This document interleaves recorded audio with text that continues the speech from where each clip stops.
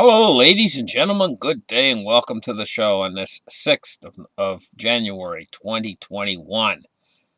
Thank you for tuning in. Really glad to have you guys here. Now, listen, what we're looking at is in Georgia right now. And you might be saying, well, why is that important? Why is Georgia important? Georgia's very important right now to determining the U.S. Senate.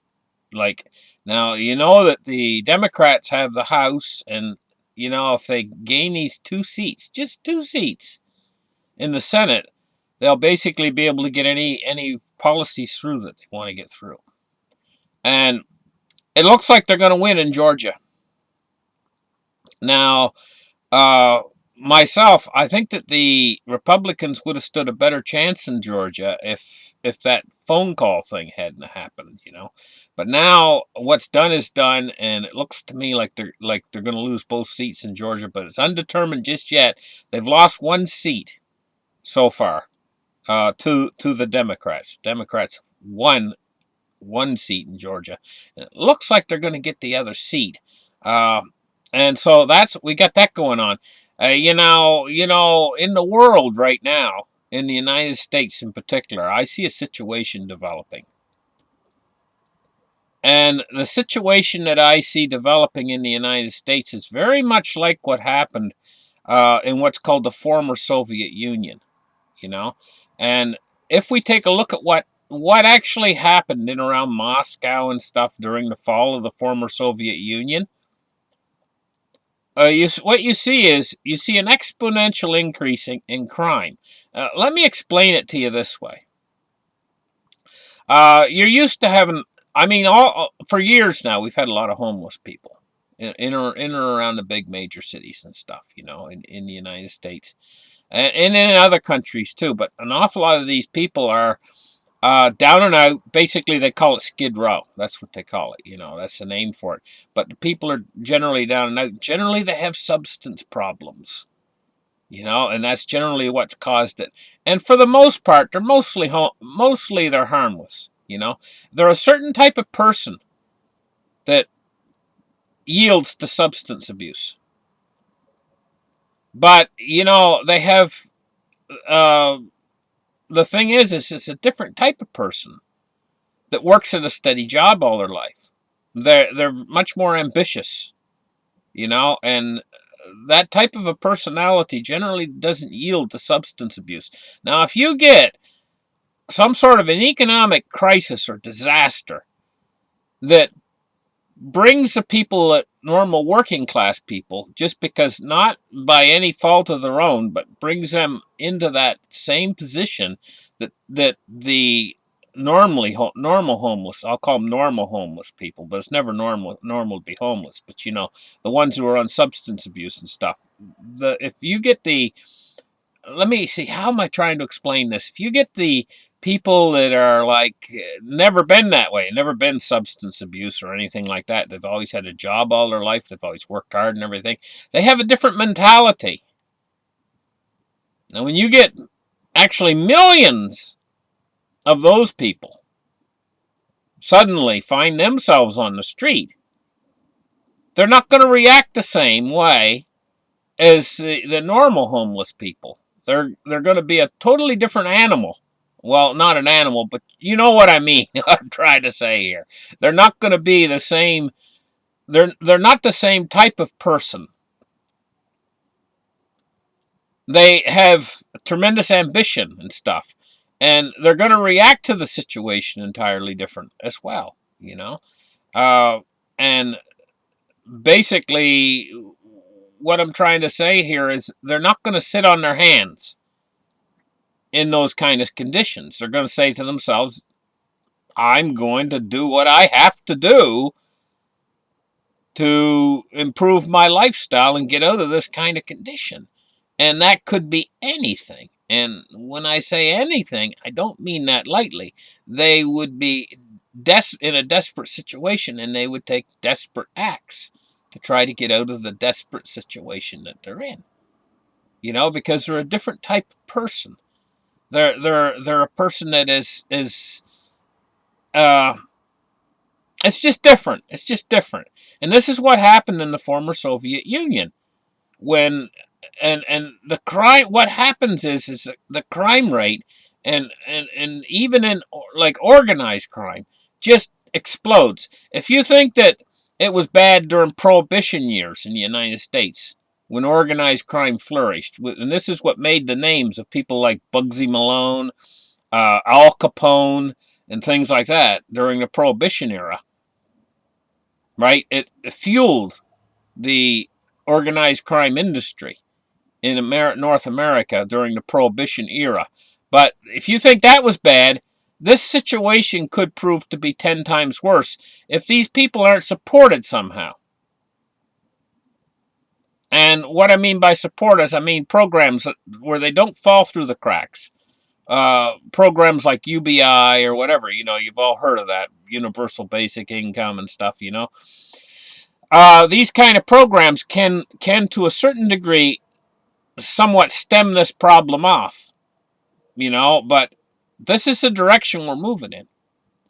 And, these programs themselves will bring about massive inflation. And that in itself is not a solution. Because what will happen is you just can't have millions of people who are out of a job, and now they're on UBI without the inflation going through the roof on everything. And this is a recipe for disaster, because then the inflation starts to cause the same problem that again. So it's a problem that we're not going to be able to get out of, really. It just might take a little bit longer if they instate programs like UBI to keep people from falling through the cracks, but then the inflation's going to get them and put them back in the same situation that they were in before the UBI come out.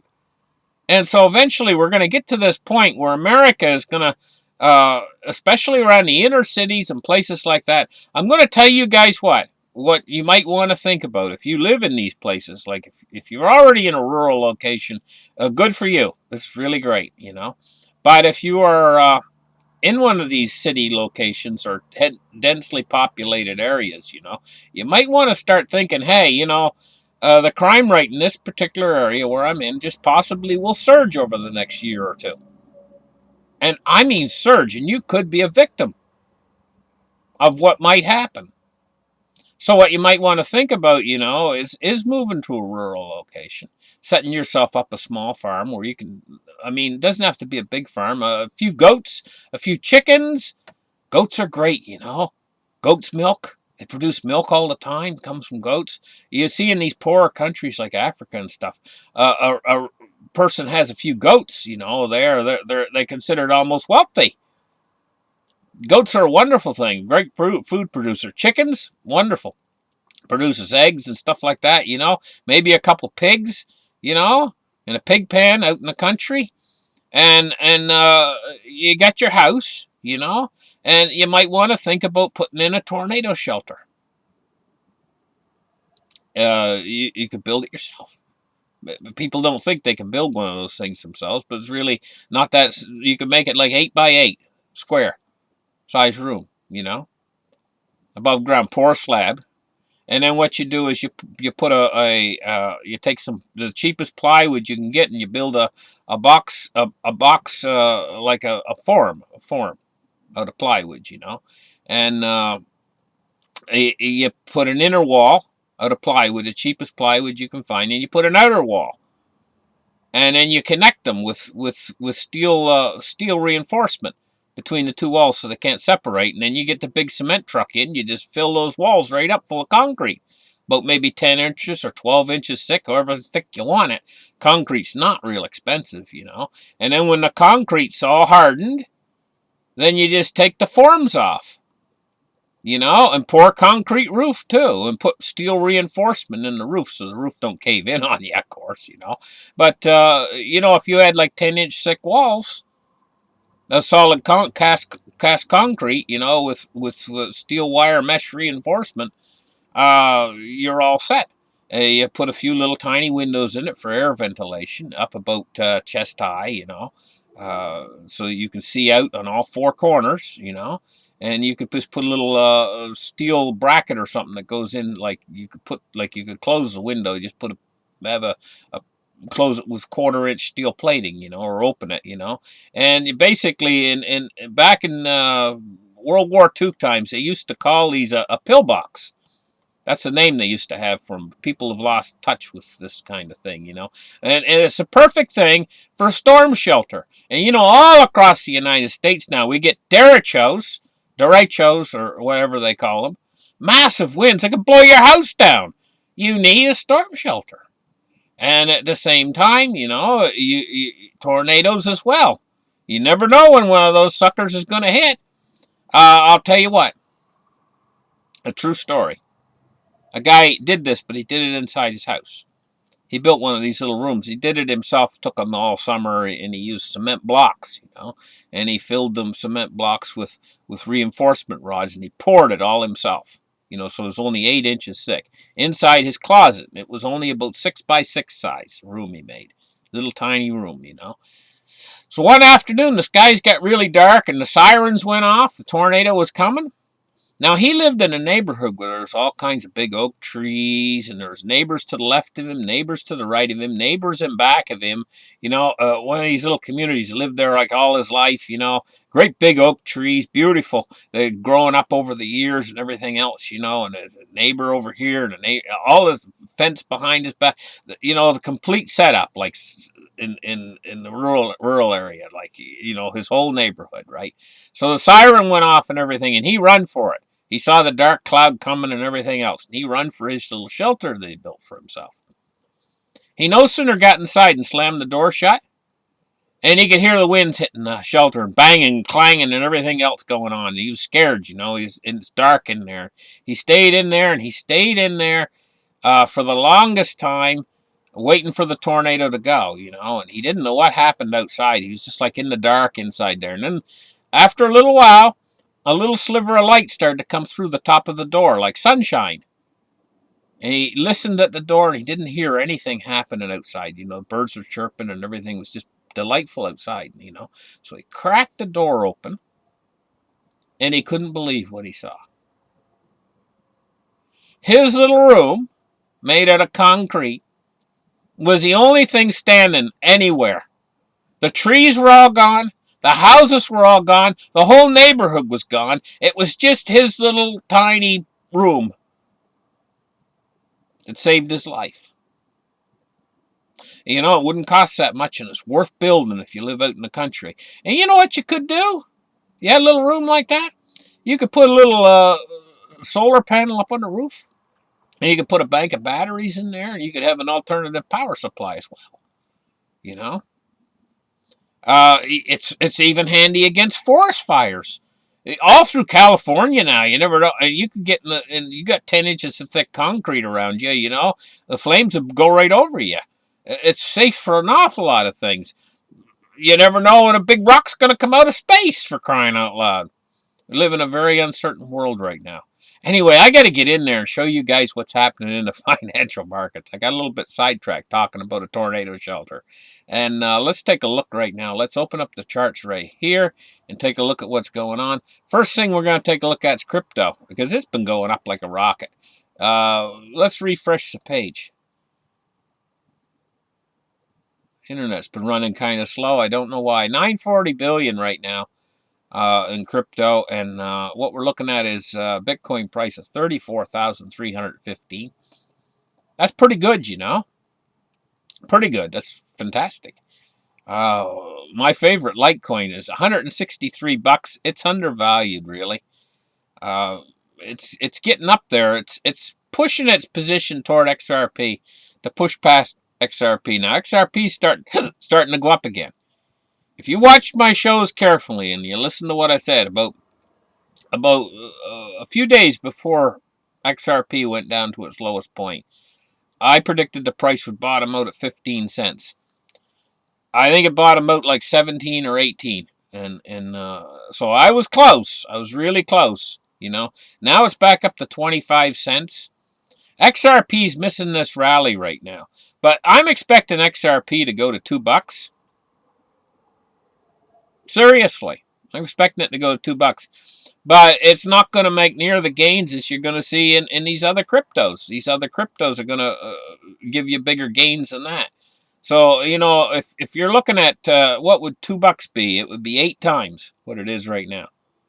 So you make an 8-bagger, eight times your money. You're going to do better in the other cryptos. You're going to make 100 times, 200 times, whatever is what I'm thinking to myself, you know. That's just my opinion only, but I mean, we're in a dying financial system, and fiat currencies are going to continue to go down and down and down as they overprint them. One of the central banks right now is in danger of failing. Maybe more, and it could start a chain reaction of all of them going down. Uh, money become totally 100% worthless. Where's all that value going to go? It's going to have to go over into 3 asset classes: gold, silver, and crypto. So what's the silver price today? Well, we're looking at it falling. They're smacking her down. She's down 75 cents on the day, 26.76. Let's take a look at gold. Gold's down $43 on the day, and it's being crushed. 1907.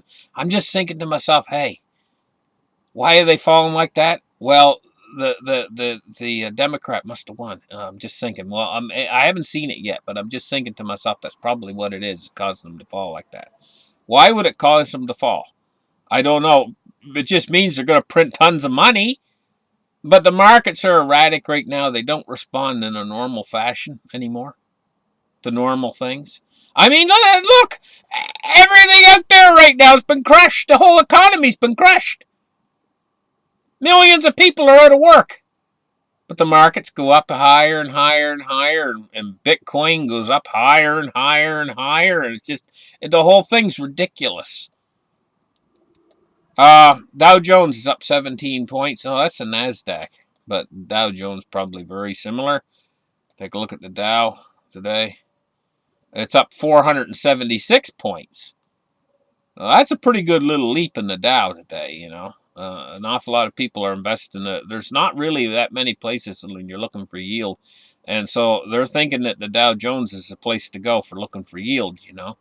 It's become the new racetrack. It's like going to the track, going to the Dow, you know. They get the little Robin Hood thing, and it's just like, it's like going to the track and going to the races. Everybody's in on it. And of course, we got all these new $500 stimulus checks, and for people that get the $500 stimulus check and they already still have their job or whatever else, they might bet it on the Dow. I say bet it. 49.98 for crude oil today. Now the move index is not going anywhere today. It's down a little bit. It's down 1.29%.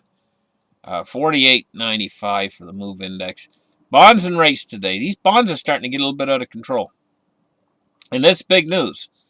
Because look, we're looking at the U.S. 30-year going to 1.82, and we're looking at the U.S. 10-year for the first time in ages breaking above 1%.